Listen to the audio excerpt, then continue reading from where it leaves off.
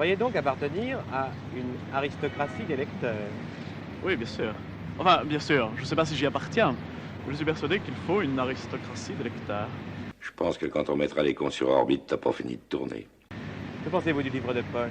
Beaucoup de mal. Pourquoi? Parce que ça a fait lire un tas de gens qui n'avaient pas besoin de lire, finalement, qui n'avaient jamais ressenti le besoin de lire. Qu'est-ce que je fais? Je peux pas le dégommer à l'arbalète, quand même. On les a amenés là, avant ils lisaient Nous deux ou La vie en fleurs. Et d'un seul coup, ils se sont retrouvés avec Sartre dans les mains. La classe mondiale. Peut-être même le champion du monde. Ce qui leur a donné une espèce de prétention intellectuelle qu'ils n'avaient pas. C'est-à-dire que avant les gens étaient humbles devant finalement la littérature, alors que maintenant, ils se permettent de la prendre de haut. Les gens ont acquis le droit de mépris maintenant, ce qu'ils n'avaient pas avant. Mais c'est pas possible d'entendre des conneries pareilles! Lolita. Il dit ça peut être quelque chose de mignon, un adjectif pour dire quelque chose de mignon, ça peut être aussi une serviette hygiénique. D'accord. Et voilà. Et je trouve que ça me va très bien. Tu veux une Ok. tête de serviette hygiénique? Ouais, Alors je sais c'est pas. plus au niveau de mes textes, on va dire en tant que rappeuse, mais on en d'accord. reviendra peut-être plus J'ai- tard. Mais voilà, du coup, c'était aussi ce truc un peu Toilita, Lolita, tu vois. Oui, d'accord. Donc on je dirait vois. un peu une Lolita, mais en fait, au final, si on va vraiment chercher, ça veut dire serviette hygiénique. Donc ça me fait marrer, moi. Ok. Ouais, ça me faisait penser à serviette ski, mais. Ah bah, Serviette. oui, bah aussi. Oui, en fait, Oui, aussi. toilita, c'est serviette. Ça peut être les petites serviettes de main ou les petites, par exemple, quand on mange des crustacés, là, les serviettes au citron. Ça peut être des petites serviettes pour se laver les mains quand on va dans une salle de bain, mais aussi la serviette hygiénique. En espagnol, le toalita, ça se met. Ah, Voilà. d'accord. D'accord. Encore une fois, ton Erasmus te sauve la vie. Non, parce que j'étais pas concerné par ce genre de choses. Et c'est pas un vocabulaire que j'ai eu à acquérir, en fait. Mais écoute, Voilà. voilà. Bon. Je suis désolé. Hein. Non, Non, alors, mais- moi j'aurais. Du coup, puisque en fait, tu as devancé le nom. Non, mais il n'y a pas de souci pour le nom. Alors, moi j'aurais une question. C'est quoi un kili? Alors, un kili, c'est un petit poisson qui est très intéressant en sciences parce qu'il a la capacité de stopper sa croissance s'il n'est pas dans un environnement qui est stable. Et du coup, c'était pour le titre kili que j'ai écrit, c'était un clin d'œil à mon papa qui est chercheur en biologie marine et au CNRS et avec qui j'ai travaillé pendant tous mes beaux-arts sur du coup une notion art-science. Et donc, c'était un petit clin d'œil pour lui par rapport à son travail. Même s'il ne travaille pas sur le kili, lui, mais sur les oursins. Voilà. D'accord. Et c'est magnifique. S'il y a des curieux, curieuses, je vous invite à taper kili sur le gros Google et à aller voir. Je sais, j'ai été voir parce qu'au début je croyais que kili, c'est pas, je pensais que c'était, je sais pas, quelqu'un, quelque chose ou une notion abstraite. Et elle m'a dit mais tu veux pas taper sur Google parce que c'était la question que je voulais te poser. Elle m'a dit mais tu veux pas taper sur Google? Ok. Je tape kili et je vois poisson rouge. Je fais bon bah voilà, première génial. question résolue. Génial. C'est cool. Ça veut dire que ça Google, fonctionne. Le grand Google. Le grand Google, ouais. Et du coup, est-ce que si je te présente comme une rappeuse féministe, ça te va? Alors oui, à la base, c'est pas quelque chose. Enfin, en fait, je raconte des choses qui sont de mon quotidien. Donc au tout début, quand je me suis lancée, j'avais même un petit peu du mal avec ça, dans le sens où je suis féministe, mais ça me gênait un peu qu'on soit obligé de me dire rappeuse féministe. Mais en fait, oui, je suis littéralement féministe et activiste dans le milieu, donc Oui, carrément. oui. Bah, du coup, c'est parce que comme je sais que tu travailles avec nous toutes, Ouais. pour l'association Flash. Ouais, qui est une nouvelle association que je viens de créer là. D'accord. Oui, du coup, c'est quoi le rap pour toi? Qu'est-ce que tu veux exprimer là-dedans? Alors le rap d'abord c'est un médium qui est quelque chose que j'apprécie, donc c'est-à-dire un médium c'est quoi? C'est l'écriture, puis c'est aussi la manière d'oraliser cette écriture là. Le rap c'est quoi pour moi? C'est un moyen d'expression, c'est un défouloir, c'est des connexions, des rencontres, potentiellement des... Non, c'est un peu prétentieux, j'allais dire des changements, mais dans le sens où, voilà, on est de plus en plus de femmes dans le milieu, on est de plus en plus à se faire entendre, même si c'est toujours très compliqué, hein, la place des femmes dans ce milieu-là, et comme dans beaucoup de milieux. Donc, c'est un moyen aussi de m'exprimer d'abord, et puis par la suite, si... seule ou même avec les autres rappeuses, on peut participer à faire évoluer le mouvement. C'est cool, quoi.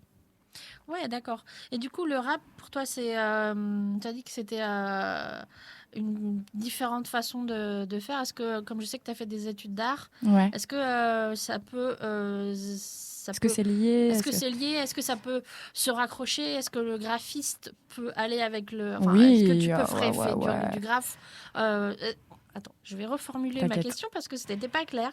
Est-ce qu'il y a des choses que tu ne pourrais exprimer que en graphe et d'autres que tu ne pourrais exprimer que en texte? C'est quoi graphe pour toi? Moi, je pense que c'est tout ce qui est... pour moi, c'est les tags qui sont... Ok. Les super graffitis. Non, il y a une différence entre tag et graffiti. Oui, le déjà, tag, c'est quoi. un peu une signature et le graphe, c'est... C'est la peinture, presque. Oui, c'est de la peinture à la Alors main, moi, quoi. je pratique ni le graffiti ni le graphe. Par contre, pour essayer de répondre correctement à ta question, alors moi, aux Beaux-Arts, je me suis toujours battue pour être artiste pluridisciplinaire. Et même dans ma vie, en tant que personne, rentrer dans des cases, ça m'insupporte. Donc le rap, pour moi, c'est la possibilité de faire rencontrer plein de médiums artistiques, mais aussi plein de gens, de connecter plein de personnes. Donc, en tant que rappeuse, alors l'écriture a été toujours présente chez moi. Quand j'ai été aux Beaux-Arts, l'écriture était aussi là dans ma pratique artistique. Et en fait, le rap, le fait de me mettre à la musique, alors c'est pas une continuité parce que ça arrivait un petit peu dans ma vie comme ça par hasard. Je pensais pas pouvoir un jour le faire d'une manière professionnelle comme je le fais actuellement. Ça, c'est vraiment un coup du hasard, un coup de chance. Mais c'est vrai que si je regarde entre guillemets mon petit parcours de loin, en fait oui, c'est logique. J'ai toujours écrit. Donc, je veux dire, ça a commencé comment? T'as bidouillé sur ton ordinateur? Pas du tout, non. pas du tout. En fait, je faisais ça, moi aussi. Non, mais carrément. Mais en fait, alors moi, je viens d'une famille où la musique est très importante. Ok. J'ai un grand frère qui est batteur et qui est encore dans plein de groupes de punk, et j'ai un petit frère aussi qui est chanteur dans un groupe de punk, et des parents qui adorent la musique. Donc ça a été toujours très important dans notre famille. En fait, en gros, j'ai commencé déjà, mon grand frère avait cette place de musicien, on va dire, dans la famille, donc j'osais pas, entre guillemets, l'avoir aussi, parce que j'avais l'impression que ça pouvait lui piquer sa place, alors que bon, pas du tout. Donc du coup, je faisais ça en cachette.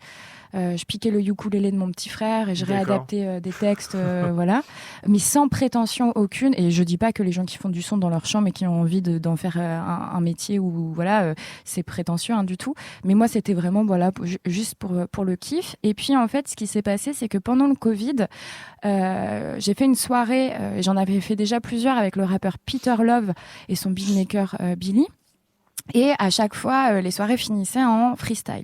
Et quand on est une femme et que y a 6 boys qui freestyle, on a envie de freestyler, mais il faut poser ses ovaires et c'est pas quelque chose qu'on nous apprend nous en tant que femmes dans l'éducation. Et donc plusieurs fois, j'ai pas osé. Et puis un jour, on s'est retrouvés en soirée où on était que tous les 3, donc avec Peter Love et Billy. Et à un moment, j'ai freestylé. Et en fait. On avait un peu bu du vin rouge et donc moi j'étais en mode j'avais l'impression d'être une grosse rappeuse quoi. Et le lendemain Peter m'a dit écoute, est-ce que tu veux qu'on te produise? Et là j'ai fait et, j'ai vu dans ses yeux que c'était réel et du coup j'ai commencé directement dans un studio pro, donc complètement foufou. Complètement foufou, voilà. C'est vrai que quand on écoute les productions, le son est bien quand même, quoi. Ah ouais. Plutôt, enfin. Pas amateur du tout, quoi. Ça va, Première scène pro, la maroquinerie à Paris, quand même, tu vois. Donc, ouais, d'accord. N'importe quoi, complètement n'importe quoi, même. Mais merci, Billy. Pourquoi c'était pas bien? Ah si, c'était génial. En plus, c'était pour le Burning Woman, qui est un festival féministe inclusif. Ok. Avec, du coup, j'étais égérie Doc Martens en plus. Donc, non, c'était une très belle expérience professionnelle pour une première fois, mais un fou quand même. Du coup, tu n'es pas une très bonne égérie puisque là, tu n'es pas en Doc Martens. Et non, parce que en fait, c'est le milieu du show business entre guillemets. Non, en fait, en gros, c'est juste, j'étais égérie pour une journée, et puis moi, je suis quelqu'un de très sincère dans ma manière d'être et dans mes combats. Et j'ai trouvé, même si j'ai eu une très belle paire de Doc Martens en cadeau, en fait, on avait un petit contrat qui devait, ils devaient en fait produire une des vidéos. En gros, ils m'ont demandé, j'ai joué l'Instagrammeuse, littéralement pendant l'événement, et je devais filmer. Mes états d'âme en disant à quel point mes chaussures étaient formidables et fantastiques, ce que j'ai fait. Et en fait, la vidéo n'est jamais sortie alors que de base, c'était vraiment une collab pour mettre en avant des artistes émergents et émergentes. Et donc, il y avait Claire Laffut qui est du coup, elle, l'ambassadrice à l'époque Doc Martens qui m'avait sélectionnée en tant qu'égérie. Et il y avait Luigi qui, lui, pareil, sélectionnait des artistes garçons. Et en fait, voilà, on m'a expliqué qu'en tout cas, la collab, le contrat, ça c'est pas, enfin voilà, c'était un peu lunaire, donc je suis en grosse Buffalo et pas Doc Martens. D'accord. Voilà. Et entre nous, c'est Chacun son combat, moi c'est Timberland. Ouais, bah voilà. Après Adidas aussi, j'aime bien. Mais bon, je sais pas pour les Ouïghours. De toute façon, je sais pas pour les chaussures, c'est compliqué. Non. On va pas se mentir, on essaiera toujours d'être le plus éthique possible. C'est compliqué. C'est compliqué, on rentrera sur ce débat une autre fois. Mais ouais, carrément. Oui, ça va être long sinon. Du coup, j'hésite à juste lancer la musique, puisqu'on va passer une de tes chansons. Très bien. Un de tes morceaux, puisqu'après je vais embrayer sur d'autres questions, du coup, c'est comme et d'hab, quoi. Et du coup, c'est quoi? Parce que du coup, je t'ai laissé carte blanche. Comet. Ah, trop bien. J'hésite entre Kili et Comet. Ah, mais non, mais trop bien, avec Guéna, du coup, à la prod. Oui, et Con Factory. Et tu pourras nous en parler. Carrément, avec plaisir. Vas-y, Nito. Ouais, attendez, parce que bon, la technique c'est chaud quand même. T'inquiète. Mais ça va venir, et là, normalement. Que de la bienveillance ici. Oui, Zéro oui, souci. Et du coup, puisqu'on est dans la bienveillance, il est comment mon café? Eh ben, il est super bon. Je suis une grosse fan du café, donc merci beaucoup à toi.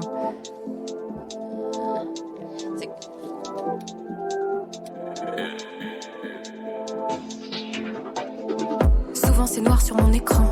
Je veux écrire et ma tête est lente. Autour tout tremble, c'est pas tant. Un grain de peau, chaleur est lente. On voit le néant dans l'espace. On gravite tous vers la lumière.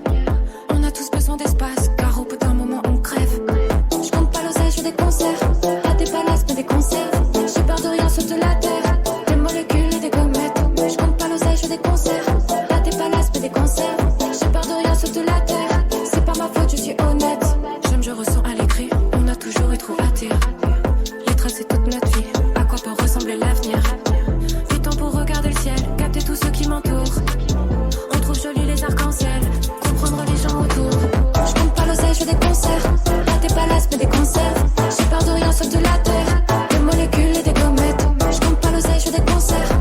Pas des palaces, mais des concerts. J'ai peur de rien sauf de la terre. C'est pas ma faute, je suis honnête. Le vivre ensemble, c'est quoi? Nos égoïstes sont là. Toi t'es pas très sympa. Tu parles derrière moi. Ça fait du blablabla. Je vais juste t'ignorer. Toi t'es bien trop fatigué. Pourquoi toi tu viens parler?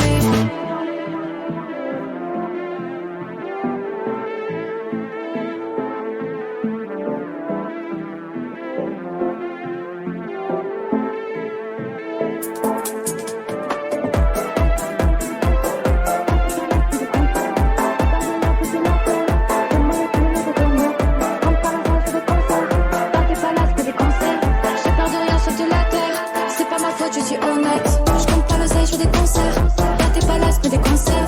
J'ai peur de rien sauf de la terre. Des molécules et des comètes. Je compte pas l'oseille, je fais des concerts. Pas des palaces, mais des concerts. J'ai peur de rien sauf de la terre. C'est pas ma faute, je suis honnête.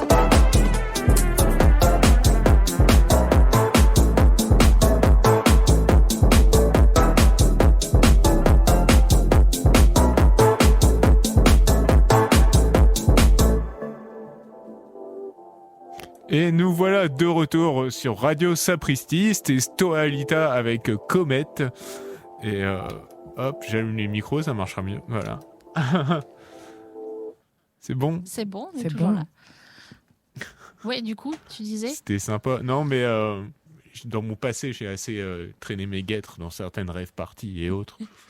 Et j'aime bien le côté électro, en fait, mélangé avec le rap. J'ai toujours adoré ça, genre Asian Dub Foundation. Ou, Ah, c'est c'était littéralement quelque chose de voulu avec Guéna.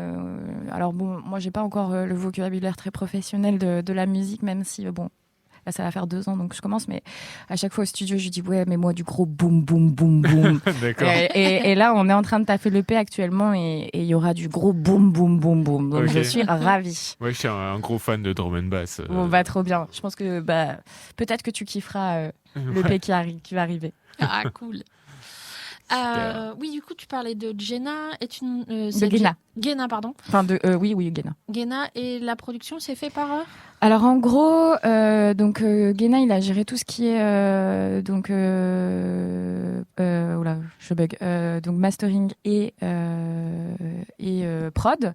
Et ensuite, les visuels clips ont été faits par Con Factory, qui est un collectif qui vient de Landerneau, qui s'est installé à Brest depuis 1 an et qui regroupe plusieurs artistes avec plusieurs compétences.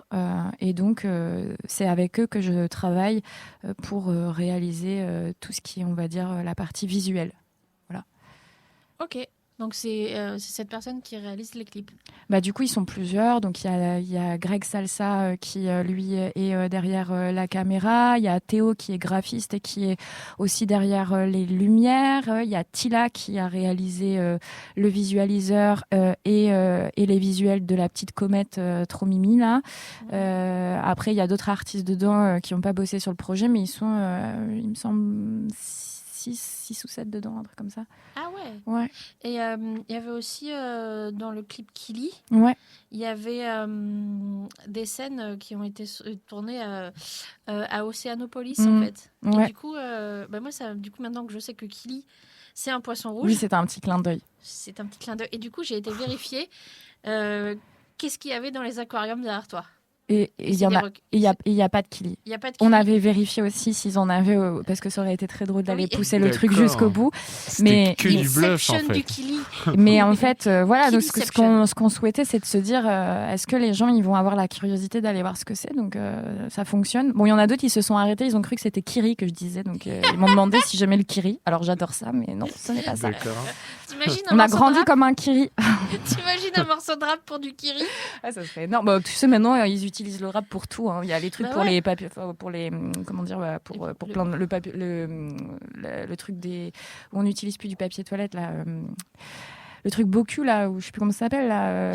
Ah oui, tu vois les chiottes à la japonaise. quoi. Ouais, il y a une nana qui fait du rap sur. Enfin, elle a été connue sur TikTok, si je dis pas de bêtises. Et sur Instagram, on la voit sur toutes les pubs D'accord. pour les culottes menstruelles, pareil. Super. Et voilà. Donc, ouais. le rap est utilisé à foison actuellement. Hein. Bah, faut toucher les cibles jeunes. Hein. Ah bah ouais, c'est même la BNP la dernière fois, pareil sur YouTube, je voyais un truc, les banques utilisent le rap pour donner envie aux jeunes d'aller. Laisse-moi deviner, c'est pour vendre des prêts étudiants.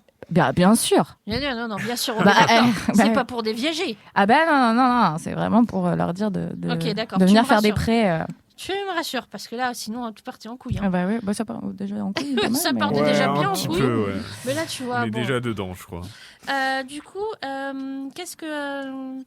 est-ce que pour toi, il faudrait nécessairement avoir un rap féminin?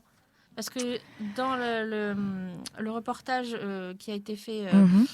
par je ne sais plus qui, il s'appelle Ce genre de rap. Ouais. Ça a été fait par Léa qui bossait ici. Alors pas toute seule, mais il y a Oui, d'autres personnes. Oui, Mais Léa et d'autres personnes. Et j'allais dire Fréquence Mutine.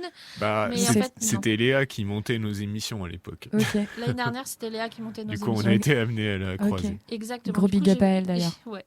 Et à Anaël aussi. Et bah oui, alors Anaël, peut-être que tu m'écoutes, Oui, parce que tu voilà. nous écoutes peut-être. Peut-être. Bah, gros bisous à toi. Tu me manques beaucoup et hâte de te voir en Normandie. Et merci de nous avoir prêté un micro un jour. Ah ouais. Ouais, c'est clair. Mais moi, je suis pas objective, c'est ma pote. Donc, Et nous, on n'est pas objectif parce que c'est notre émission. Donc, ouais, voilà. Du coup, on est des petits Ouais. gens pas objectifs. Ouais, non.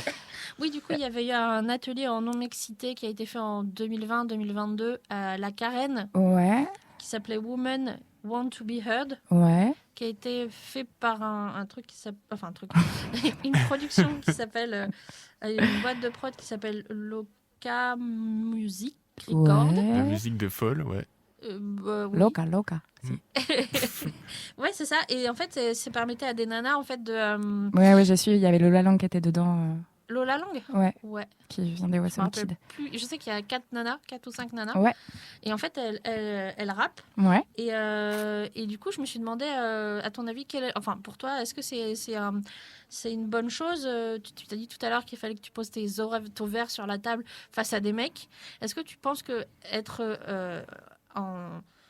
en non-mixité permet aux femmes de plus s'exprimer juste pour les débuts, en fait?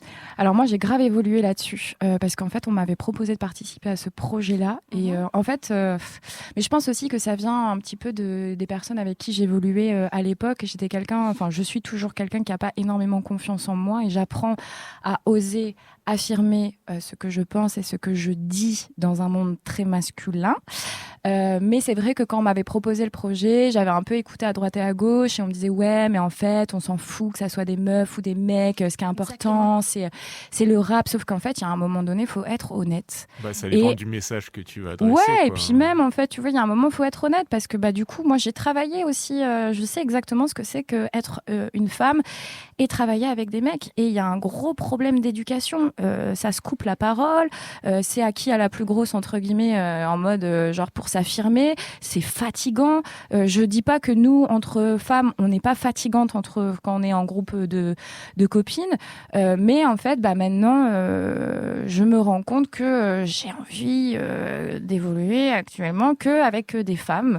Et ça me gênerait absolument pas, à l'heure d'aujourd'hui, de participer à un projet où on est exclusivement entre meufs pour écrire, parce que en fait on se rend compte que et j'espère que ça va évoluer, parce que moi ça me fait chier et j'utilise bien ce terme chier, ça me fait chier que on soit obligé de créer des séparations pour qu'on puisse trouver un équilibre.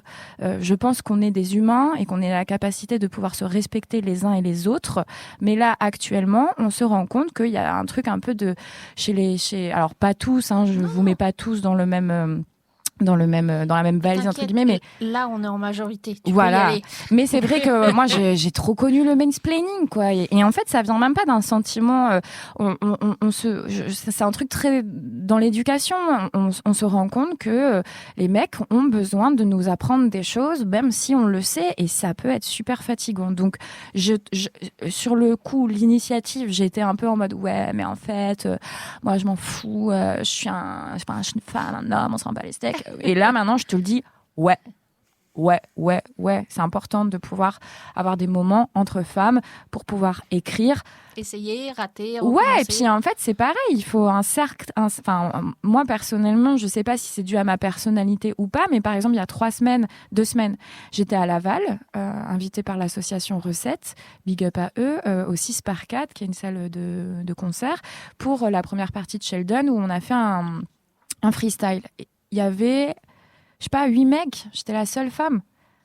Et en fait, pareil, les gars avec qui je suis allée, donc du coup, Guéna, mon beatmaker qui a aussi son groupe NWK, je les ai mis sur le bail. J'avais proposé à Sirène de participer, malheureusement elle n'a pas pu, donc j'y suis allée et j'ai pris la place de Sirène parce que c'était trop important qu'il y ait une femme, au moins une sur la tablée là.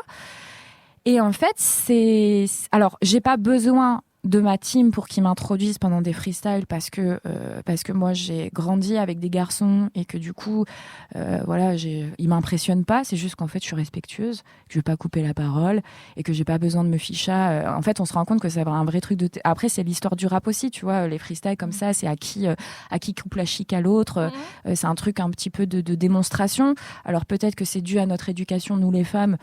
Voilà, tu vois, moi je suis en mode, genre je les regarde, c'est des petits coqs qui sont en train d'essayer. C'est exactement ça. Parce que dans ce genre de rap, il y a ce que tu as fait là, au Square Kennedy. Oui, l'événement La Ride, ouais, on a fait voilà. un freestyle. Et du coup, il y avait un freestyle. Et du coup, dans un de tes morceaux, il y a plein de rappeurs qui sont pas qui ne racontent pas. Là, tu vois, tu me prends un cours non plus. Je suis en train de refaire ma chanson dans la tête. Mais en en gros, il y a plein de, oui, Ça invente des vies, en ouais, carrément. Puis c'est de la démonstration, tu vois. Et en fait, c'est carrément, enfin ça, c'est quelque chose de normal dans le courant du rap. Hein.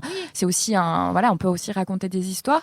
Mais du coup, tu vois, je me rends compte que parfois c'est un peu lourdingue parce que à un moment donné, tu vois, il y a Nils de NWK, donc un pote qui m'introduit en mode ouais, vas-y toi Lita et tout. Donc toute la foule est en mode genre allez. Et là, je vais pour rapper et il y a un mec qui me coupe tu vois, le truc, tu vois, alors qu'on était quand même dans un espace de respect où chacun regarde qui a le micro pour laisser parler. Et en fait, bon, alors ça, c'est cool parce que du coup, ça commence à évoluer. Donc, il s'est fait huer vite fait, tu vois, dans le truc, tu vois. Et après, il y a eu carrément des mecs qui sont venus me voir en disant ouais, c'était des connards, là, ça t'a coupé la parole, c'est n'importe quoi. Mais heureusement, après, t'as rappé, c'était ouf, tu lui as fait bien fermer sa gueule. Et j'étais là, alors, j'étais pas dans cette optique, mais en effet. Non, mais. Très certes, cher Seigneur. Mais voilà, excusez-moi, j'ai utilisé un petit peu de vocabulaire. Excusez-moi d'avoir de l'éducation. Voilà, mais c'est vrai que après, c'est pas. Peut-être que je vais paraître médisante comme ça et c'est pas ce que je souhaite faire passer comme message. Je comprends, voilà, il y a le rap, il a l'histoire aussi qui va avec, mais c'est vrai qu'en tant que femme, il nous faut un sacré courage qu'on nous a pas. En fait, c'est ça que j'aimerais expliquer et je vais essayer de faire court, mais c'est qu'en fait, je dis pas que c'est de la faute des garçons. Mais je dis aussi que dû à notre éducation, en tant que femme, on ne nous apprend pas obligatoirement à s'affirmer, tu vois, à être fière de nous, de nos propos.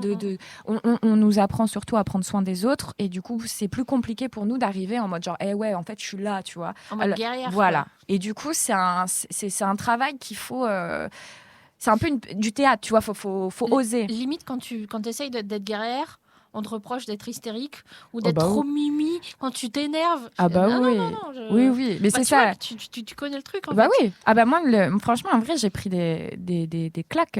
Ça fait que 2 ans que je fais du son et moi, je viens du milieu punk métal et c'est vrai que actuellement, j'ai un autre groupe à côté qui s'appelle le Tolita Band et je m'éclate avec eux parce qu'en fait, le milieu du rap, et je suis sincèrement désolée, c'est mon avis à moi et juste à moi et je dénigre pas.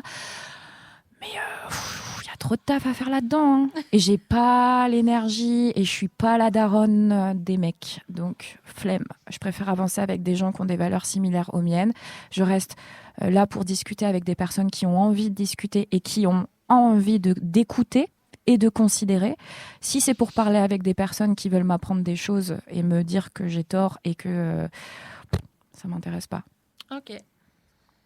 Du coup, il y avait pour rebondir, 1, 2, 3, pour rebondir sur ce que tu disais, il y avait, du coup, il y a eu dans le reportage justement des mecs qui ont exprimé l'idée que peu importe un mec, une nana, on s'en fout, mais comme c'était des mecs, ils peuvent être dans la bienveillance, mais ils vont pas se rendre compte qu'autour d'eux, il y aura. Et par contre, il y a un mec, un autre, dont j'ai pas noté le nom, qui disait justement qu'en fait, il y avait des choses qu'un mec ne pouvait pas dire et qu'une nana pouvait dire. Par exemple, si un mec veut dénoncer, genre, quand ces mecs, ils font un peu trop les charros, en fait, il dit, ouais, mais s'il fait ça, le mec, il passe un peu pour un gros démago qui essaye de... Alors que si une nana, elle raconte ce que c'est, par exemple, typiquement, toi, tu parles de...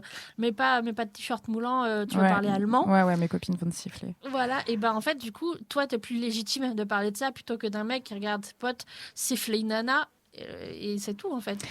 Du coup, c'est ce que disait. Du coup, il disait que c'était l'intérêt en fait du rap féminin. C'est ça que ça apportait le rap féminin, c'était l'envers de la médaille, si tu veux. Après, tu vois, moi je trouve ça. Enfin, en fait, on en parle parce que c'est nos vies et ça c'est dommage parce que ça devrait pas l'être. Après, tu vois, moi je suis partisane quand même et peut-être que je vais devancer des questions, mais dans les ateliers Flash, on fait des ateliers sur la sensibilisation, comment on accueille la voix de la libération de la parole d'une victime, et on en a fait pour les femmes et aussi pour les hommes. Et en fait, je pense que ça pourrait être cool aussi que dans le rap, les mecs parlent du fait que, tu vois, par exemple, dans la société, s'il y avait plus de gars qui disaient, genre, je sais pas, t'es au bar et puis en fait, tu vois un mec ou un de tes potes, il parle trop mal des meufs ou il fait quelque chose qui est pas OK, tu vois, s'il y avait plus de garçons qui allaient voir leurs potes ou qui allaient voir ces gars inconnus en leur disant, voilà, écoute, je viens de te voir faire ça et en fait, tu vois, on est pareil et je valide pas, en fait. s'il y a plus de gars aussi qui soulignent ça, au bout d'un moment, en fait, qu'est-ce qui se passe, c'est qu'il y a aussi beaucoup de mecs où on leur dit jamais rien, donc ils sont mis sur un piédestal et ils ont l'impression que c'est ok de faire ça. Et je pense sincèrement que dans notre combat en tant que femme, après ça c'est mon avis aussi qui est personnel, hein, mais moi perso j'ai besoin des hommes pour qu'ils m'aident. Pas parce que j'en suis pas capable toute seule, j'en suis capable toute seule, ça va être beaucoup plus long. Alors que si eux, ils participent, et pareil dans l'écriture, dans le rap, là, on commence à entendre de plus en plus de personnes qui se remettent en question sur leur manière dont ils ont traité des femmes, dont ils en ont parlé. Il y a aussi des groupes, que ça soit dans le rap ou pas qui reprennent des textes parce qu'ils se rendent compte qu'ils ont utilisé des mots qui sont pas OK. Ah ouais? Ouais, bah par exemple, c'est MPL, il me semble, qui, si je n'écorche pas leur nom, MPL, ouais, c'est ça, que j'ai découvert parce qu'en gros, il y avait du coup ma bassiste Cléo qui est aussi dans Vermeil. Ils ont fait la tournée en première partie de ce groupe-là. Et à un moment, ils avaient une chanson qui s'appelait Petit chat, qui parle en fait d'une femme qui n'est pas fidèle. Et en fait, c'est pas hyper cool ce qu'ils racontent. Et donc, ils l'ont reprise parce qu'ils se sont rendus compte qu'en fait, il y avait aussi beaucoup d'ego. Et on se rend compte que dans le rap, d'ailleurs, gros big up à ma bro Anaëlle, hein, qui a fait une très belle recherche émission où elle explique que nous, les femmes, on chante notre énervement, la libération, tout ça. Et les mecs, eux, ils chantent l'excuse, en fait, nous, on est dans un mouvement actuellement de guerrières.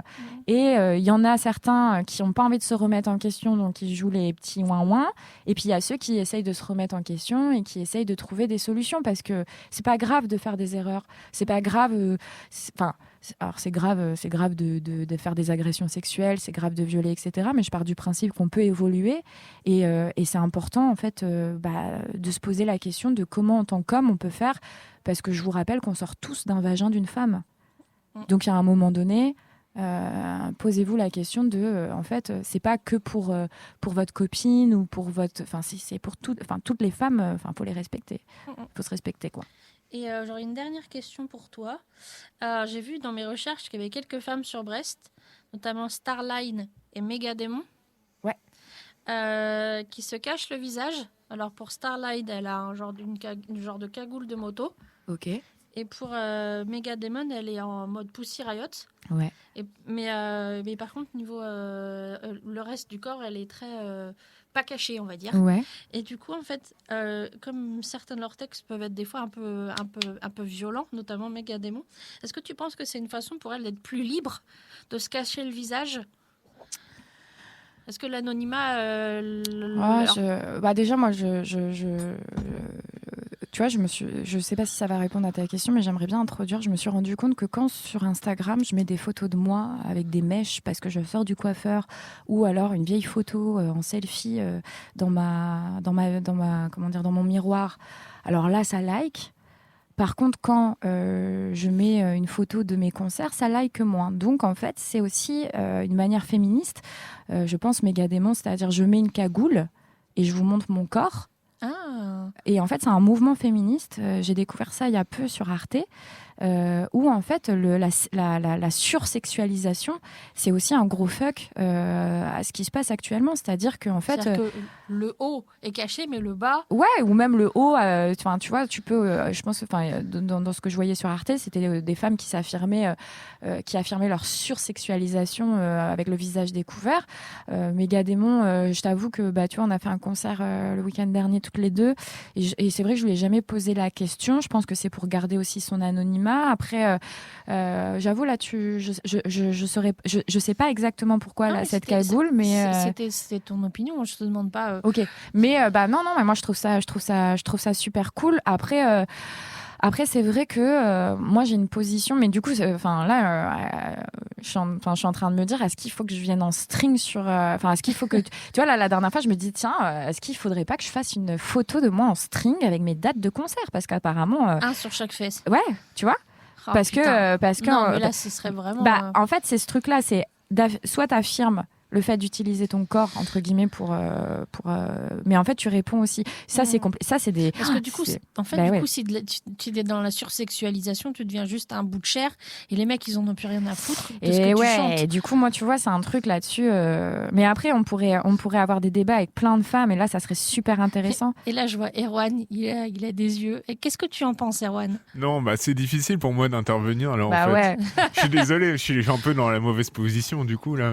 Bah ouais, et puis en fait moi je trouve ça super mais ça marche aussi chez les hommes hein, par exemple. Je suis d'accord avec toi quand tu dis que c'est un problème d'éducation surtout quoi. Et c'est très difficile de refaire une éducation après. Et après je pense que c'est possible. Je pense que c'est possible, ça prendra du temps, tu vois. Après là moi je sais que j'ai grandi dans les années 90 quoi et la normalité, enfin si ça existe, c'était horrible même pour les mecs quoi. J'ai jamais supporté ça quoi. Je veux dire c'était l'époque de Terminator, de Rambo, de machin. Ouais. Mais tu sais que c'est les années 90 quoi, c'était assez horrible hein. Quand tu regardes des vieilles émissions, enfin tu sais quand ils font des top années 90 ou je sais pas quoi, où c'était les années 99 ou un truc comme ça et qui te montrent toutes les pubs, toutes les machins, les clips et tout. Les clips et les je sais pas par exemple il y avait des gâteaux qui s'appelaient les bamboulas quoi. Ouais. Alors, tu vois, non mais dis, de fou. On a fait un truc de fou en fait entre ouais, les puis nanas on va continuer qui sont là en mode gourdasse avec leur lessive. Ça me fait un peu rire quoi la séquence de nostalgie qu'il y a vis-à-vis des années 90 parce que en fait, moi j'y ai grandi quoi et c'est pas aussi merveilleux que bah ouais, bon, c'est pareil hein, tu vois, j'ai 30 ans. C'est les années plastiques quoi. Ouais. Par contre, tu vois, je rebondis juste sur ce que tu as dit, je tiens à souligner aussi que je vous plains beaucoup les hommes dans ce système patriarcat parce que c'est très compliqué. C'est-à-dire que compliqué, ouais. En tant qu'homme, la sensibilité, le fait de pouvoir exprimer ses ressentis, le mal-être psychologique, un mec ne peut pas. Un mec va pas chez le psy, il fait des abdos en fait. Tu vois bah moi je vais chez non, le mais psy. Non mais c'est un clin d'œil, c'est-à-dire que c'est vraiment quelque chose je vois ce que tu veux dire, complètement. Un homme ne pleure pas, un homme doit porter sa famille, doit porter sa carrière. Oui. Non mais là je suis complètement d'accord avec ce que tu dis, parce qu'il y a énormément d'injonctions pour la femme et pour l'homme aussi en fait. Bien sûr, et en fait je pense que le féminisme c'est aussi un truc cool aussi pour les mecs parce que moi je me rends compte que tu vois, je pense qu'on doit avoir à peu près le même âge, je me rends compte que nous en tant que femmes, on a vécu on vit encore et on a vécu plein de choses qui sont pas cool, mais pareil, on voulait pas de mecs gentils. On voulait des bad boys qui nous maltraitent. C'était tout mon problème. Moi. Mais non, mais t'inquiète. Je suis en train d'écrire une BD qui s'appelle Mon ami Yann et qui parle de l'amitié homme-femme. Et je me rappelle d'une discussion que j'avais eue en première. On avait un jour de perm, on était partis et du coup avec mon meilleur pote, on était allé chez lui. Et je lui parlais, je sais pas, de mes histoires. Et à un moment donné, il me dit mais pourquoi tu sors qu'avec des connards? Et il me dit, moi, j'ai pas de meuf, personne veut de moi, je suis trop mignon, regarde. Alors, il était pas en train de me draguer parce qu'on n'a jamais été amoureux l'un de l'autre, d'où le fait que j'écris cette BD-là. Mais il en a trop souffert. Et je me rends compte que là, maintenant, c'est aussi le moment, et j'espère que ça va évoluer, parce qu'il faut pas oublier qu'il y a une grosse mode du masculinisme, là, des gros hommes alpha bien dégueux, là. Bien dégueux. Donc, moi, je trouve ça trop cool qu'il y ait aussi une partie sociétale, là, qui se rend compte que, les mecs gentils, c'est cool. Les mecs respectueux, gentils, qui pleurent parce que c'est pas la honte de pleurer, c'est pas la honte de parler des sentiments. Au contraire, purée, discutons, oralisons les choses, parlons de nos problèmes. Le dialogue, c'est la base de relations entre humains et humaines qui est saine. Mais voilà. Je suis complètement d'accord avec ça, quoi. Alors là, c'est... Moi, je sais que sur mon existence... Attends, excuse-moi, je t'ai coupé. Qu'est-ce qu'il y a? Je t'en prie. J'allais juste dire qu'il était 39 et je savais pas trop si on faisait une coupure musicale ou si on entamait la partie littéraire. C'est comme tu veux. Vous avez envie d'entendre du quepon, là? Moi, je mets du quepon. Vas-y, go. Fais plaisir à notre invité, enfin. Moi, j'adore. Ouais, là, c'est une compile qui a l'air sympa, qui s'appelle Take No Prisoners, The Best of British Punk. Voilà. Ok. Et c'est plutôt pas mal. J'ai écouté à la librairie quand j'ai fait, du coup, un créneau. Mais là, je traîne un petit peu, je vais lancer la Moi, j'adore. On entend les petits bruits derrière.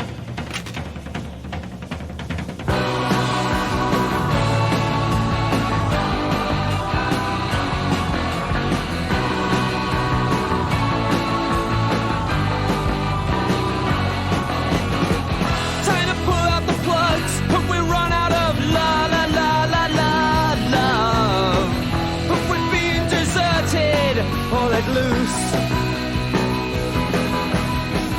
I just seen the dead walk by and I don't seem jealous of my life. Let's take heart, see what lost, call it true. Television's over.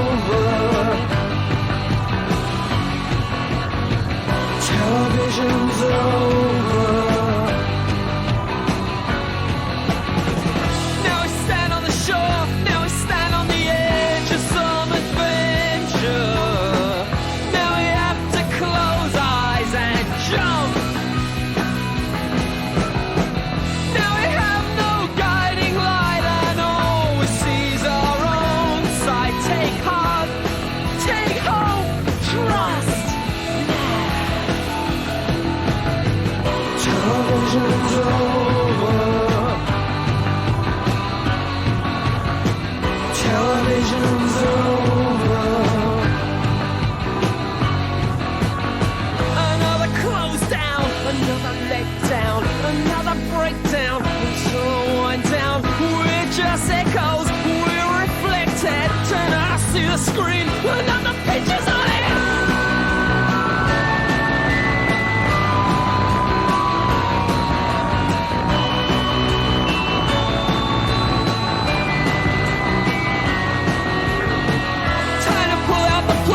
Time to look above.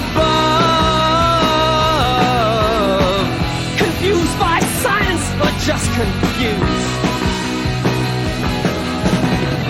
Now brave men walk you too, but tonight they die and that just leaves you. Take heart, see what lost, call it true. Television's over.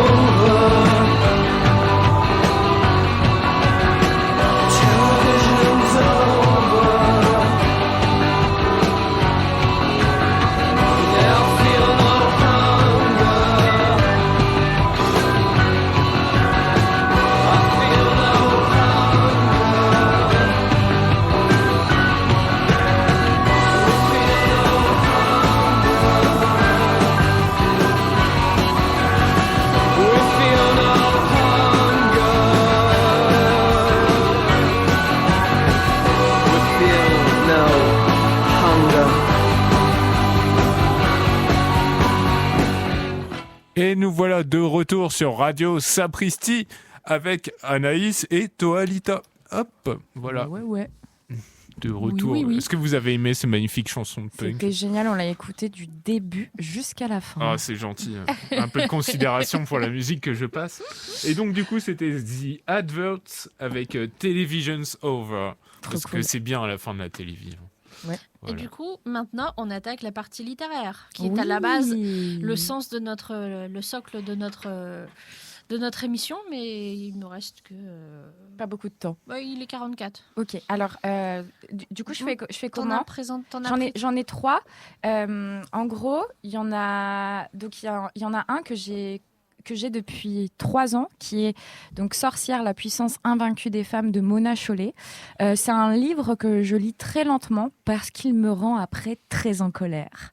Et du coup, alors j'adore être en colère, mais ça fait que ça me fait prendre conscience de plein de choses, et du coup j'essaye de le lire dans des moments où psychologiquement je suis apaisée, parce que je suis quelqu'un de très sensible, et étant donné que en tant que femme qui a déjà vécu des agressions sexuelles, ce livre-là me parle, et me parle carrément dans mon bide et dans mes viscères.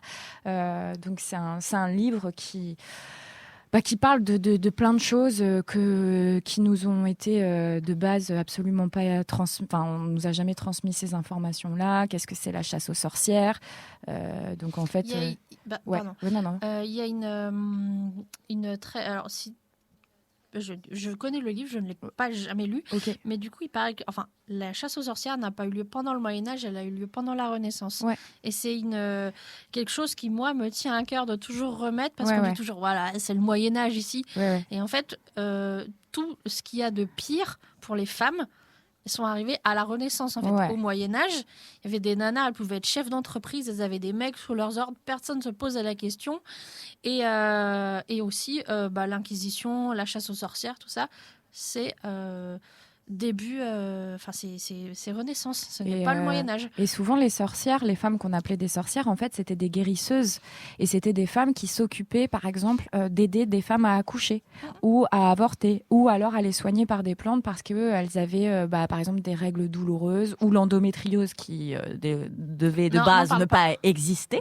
Voilà. Et donc, c'est un livre, moi, qui est très important dans ma vie, quand il est arrivé dans mes mains, puisque moi j'ai découvert le féminisme assez tard. Je me suis refusée pendant très longtemps. J'avais l'impression, j'étais littéralement dans un monde d'hommes où je me disais ouais, les féministes, elles veulent en fait être des hommes et tout ça. Elles en font trop. Elles en font trop, elles sont chiantes. Mais en fait, moi, c'est parce que j'ai été en gros, mon grand frère, il est toujours sorti avec des femmes très activistes dans le féminisme. Et un jour, je suis arrivée avec du mascara et son ex, ça m'avait défoncé la gueule en mode genre quoi, mais tu réponds au système des hommes. Et j'étais là, ah waouh, c'est ça le féminisme, dégueulasse. Genre, laisse-moi porter du mascara, laisse-moi porter des talons si j'ai envie de porter des talons. Et en fait, j'ai découvert que pas du tout. J'étais juste tombée sur une meuf un peu extrême, tu vois, mais qui avait sûrement des raisons de l'être. Donc voilà. Sorcière, la puissance invaincue des femmes de Mona Chollet. Et d'ailleurs, j'ai remarqué un truc. Alors, c'est un livre que j'ai emmené plusieurs fois en vacances. Là, je vais partir. Il a bien vécu. Il a bien vécu. Et j'ai remarqué aussi qu'il met très mal à l'aise les mecs. Oui. Et un jour, il y a carrément un mec qui l'a pris et qui l'a jeté comme si ça lui avait brûlé les mains. Et il m'a dit « Ah, sorcière !» Et j'étais « Oh là là, trop du cul !» Bref. Ensuite, ça, c'est ma copine Anne-Gaëlle Morizur. Qu'on ne connaît absolument pas du tout. Bah, on ne sait absolument pas qui est cette femme. Bah, pareil, c'est une des femmes qui est arrivée dans ma vie où le mot sorcière s'est mis aussi sur tu nous. dis sorcière ? Bah, c'est elle qui, de base, avec ses sœurs, elle s'appelle sorcière. Et un jour, je lui ai tatoué sorcière sur le genou. Et je lui ai dit, est-ce que tu m'autorises moi aussi à l'utiliser ce mot ? Parce que je sais que c'était quelque chose qu'elles avaient entre elles. Et du coup, elle m'a dit oui. Et vraiment, Anne-Gaëlle, si tu m'entends ou si tu réécoutes cette émission, gros cœur sur toi, tu me manques beaucoup parce qu'elle est un peu comme moi. On est des femmes où on fait plein de choses. Du coup, on a du mal à trouver des moments pour se voir. Et donc ça, c'est... Pardon, tu peux peut-être passer à la boutique ? Les frangines ? Bah oui. Bah, on essaye. J'ai fait le premier atelier flash qui était autour de l'écriture sur les personnes toxiques a eu lieu chez les frangines. Donc gros big up à elle. Et puis d'ailleurs, il y a une de mes amies, Pépinia, qui est une artiste qui travaille sur la grossophobie, qui expose actuellement, qui a mis ses pièces là-bas. Donc là, c'est donc un livre qui s'appelle « Tout ce qu'on voudrait faire plus tard barré avec plutôt en dessous ». C'est un livre pour enfants. Alors à l'époque, je savais pas que j'allais être tata, mais du coup, j'ai trop hâte que ma nièce Esmé ait l'âge de lire. Bon, là, c'est un nourrisson, donc on va la laisser tranquille. Mais trop hâte de lui présenter. J'ai tous les livres de Anne-Gaëlle sur les livres d'enfants. Donc là, c'est un livre sur la manifestation, entre guillemets, et sur le fait que quand on est enfant, on a aussi des choses à dire. Oui. Et qu'on a... Et une autre invitée nous a parlé de ce bouquin. Bah, justement, c'est c'est Anne-Gaëlle. T'es sûr que c'était Anne-Gaëlle ? C'est Anne-Gaëlle c'est une des premières qui est venue cette saison. C'est même la première, je crois. Et oui, et en fait, elle nous a expliqué que ça partait d'une de ses interventions auprès des enfants en bibliothèque, ce genre de choses. Et en fait, elle demande aux enfants qu'est-ce que vous voulez, si vous voulez, c'est quoi vos revendications si vous êtes enfant. Là, qu'est-ce que tu veux faire maintenant tout de suite ? Qu'est-ce que tu n'as pas le droit de faire et que tu voudrais faire ? Et des fois, il y en a, il fait genre plus de frites. Et puis il y en a, il fait alors moi, je voudrais la paix dans le monde. Ouais, non. Il y a très peu de Miss France, je crois. Il y a aussi je veux braquer des banques pour avoir de l'argent. Du coup, on est obligé de leur dire tu vois, ça c'est illégal. Les frites, c'est ok. Je veux boire du café, ok. Par contre, braquer des banques, c'est pas ok. On peut pas braquer des banques ? Non. Oh non. Oh non. Oh mince. Mais ouais, super livre avec des dessins de mince la honte. De Florence Dolé. Parce que c'était marqué en fait. Ah oui, aussi là. C'était marqué devant. Mais en plus, honte sur moi parce que du coup, je connais aussi l'illustratrice. Donc voilà, super bouquin. Je les ai tous. T'as des poils sous les bras, tout ça. Et Le dernier livre, c'est pareil, c'est une BD de Sophie Lambda qui s'appelle Tant pis pour l'amour ou comment j'ai survécu à un manipulateur et on pourrait dire manipulatrice aussi. C'est un livre qui m'a été conseillé par ma psychologue. Parce que j'ai vécu pendant 5 ans avec un pervers narcissique et par la suite, malheureusement, je me suis fait approcher et bien avoir par des personnes toxiques. Et du coup, on en parle très peu de ces personnes-là qui utilisent souvent leur mal-être pour pouvoir faire du mal aux gens. Et du coup, c'est un livre qui m'a énormément aidée à faire un deuil amical, mais aussi un deuil sur la relation que j'ai eue avec cet homme-là, et à me rendre compte que en fait, je suis pas une petite chose fragile, que j'ai le droit d'exprimer ce que je ressens, et qu'à aucun moment on a droit d'utiliser mes traumas ou même ma gentillesse pour me chier dessus. Et donc, c'est un livre que je conseille à beaucoup de gens. Je l'ai énormément partagé sur les réseaux et je sais qu'il y a des gens qui l'ont acheté et qui m'ont fait des retours en me disant que c'était vraiment un livre très intéressant. Parce que c'est vrai qu'il y a... Alors, je ne sais pas si tu le sais, mais moi, j'ai repris mes études. Donc, je serai diplômée en 2026 en tant qu'art-thérapeute. Ah oui, c'est marqué que tu es... étudiante en art-thérapie.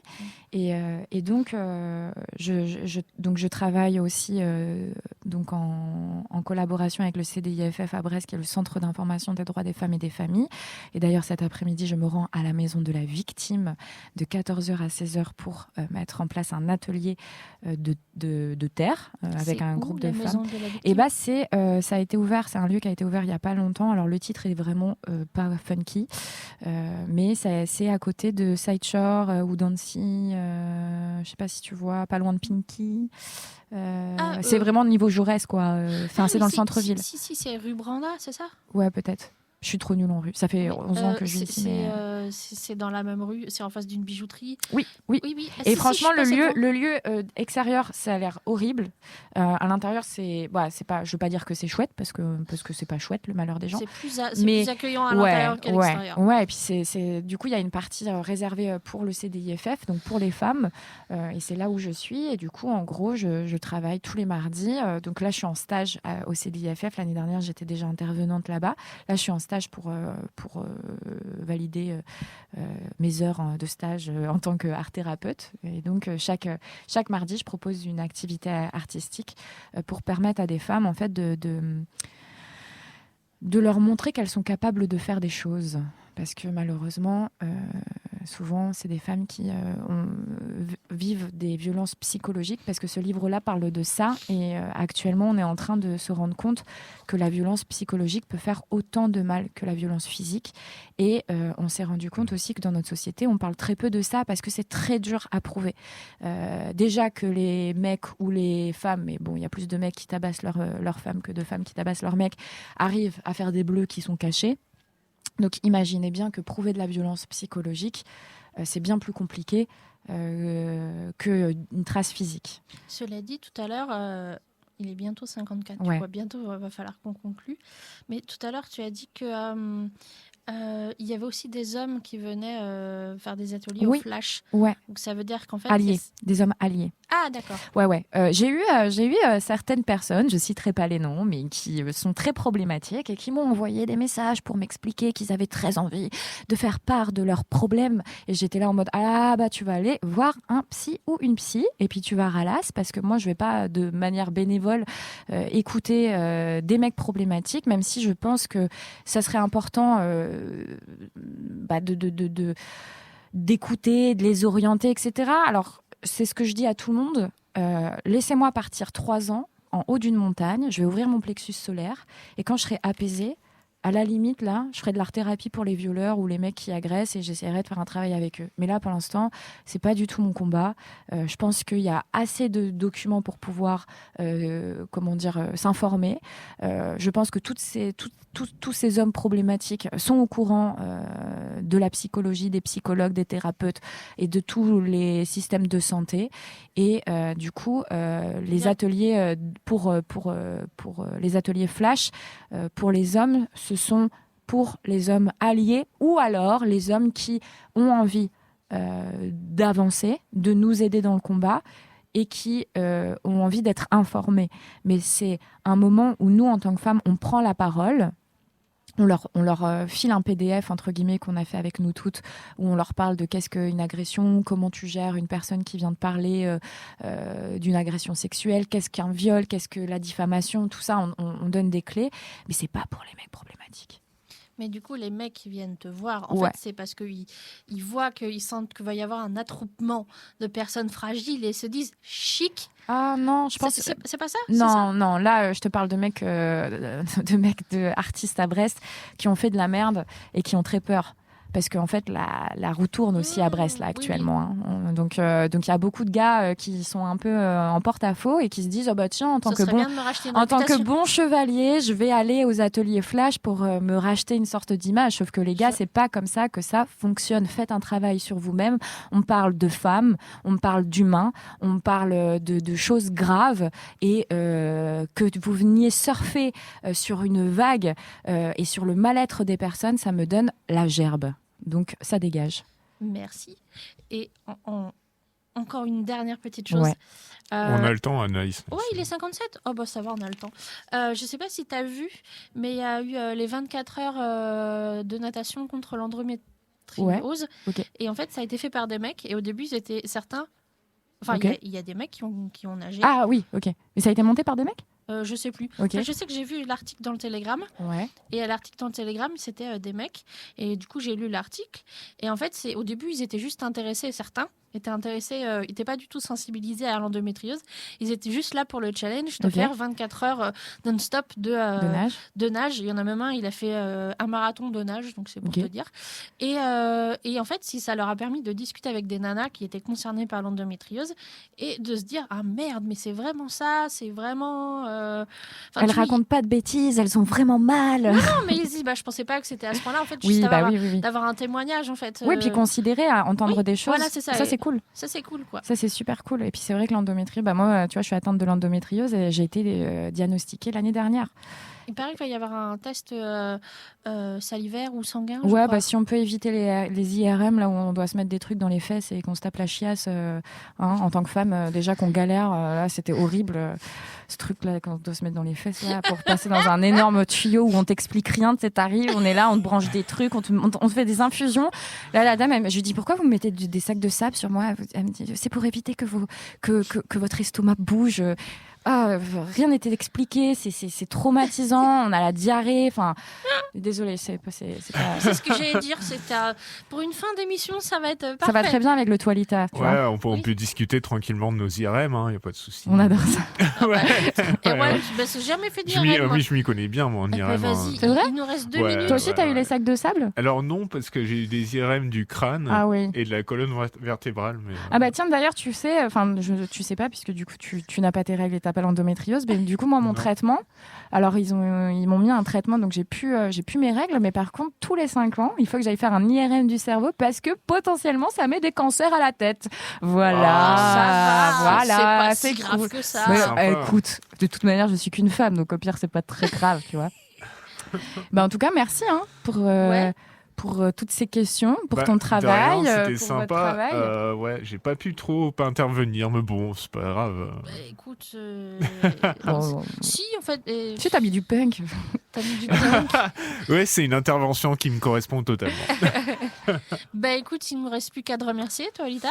Merci à vous, encore une fois. Merci pour ton travail, Anaïs, toutes tes questions, tout ce taf de recherche. Gros big up. Et puis, big up à vous, big up à votre association. Gros cœur. Et puis, comme je disais à Anaïs, avec le grand plaisir de venir vous voir à Sapristi et qu'on discute de tout ce que vous faites. Parce que... Il n'y a pas longtemps, on a fait un concert à la librairie. Ah bah, si vous aimez le punk rap, nous avec le Toilita Band, on est grave chaud. Hein, pour, Moi j'adore Body Count, je sais pas si ça compte, mais... Bah si, ça compte. Mais carrément. Donc au revoir. Au revoir. On va jamais quitter. Hein. Salut. Bisous. À dans 2 semaines. Croyez donc appartenir à une aristocratie des lecteurs. Oui, bien sûr. Enfin, bien sûr, je ne sais pas si j'y appartiens. Je suis persuadé qu'il faut une aristocratie de lecteurs. Je pense que quand on mettra les cons sur orbite, t'as pas fini de tourner. Que pensez-vous du livre de poche? Beaucoup de mal. Pourquoi? Parce que ça a fait lire un tas de gens qui n'avaient pas besoin de lire, finalement, qui n'avaient jamais ressenti le besoin de lire. Qu'est-ce que je fais? Je pourrais le dégommer à l'arbalète quand même. On les a amenés là, avant ils lisaient Nous deux ou La vie en fleurs. Et d'un seul coup, ils se sont retrouvés avec Sartre dans les mains. La classe mondiale. Peut-être même le champion du monde. Ce qui leur a donné une espèce de prétention intellectuelle qu'ils n'avaient pas. C'est-à-dire que avant les gens étaient humbles devant finalement la littérature, alors que maintenant, ils se permettent de la prendre de haut. Les gens ont acquis le droit de mépris maintenant, ce qu'ils n'avaient pas avant. Mais c'est pas possible d'entendre des conneries.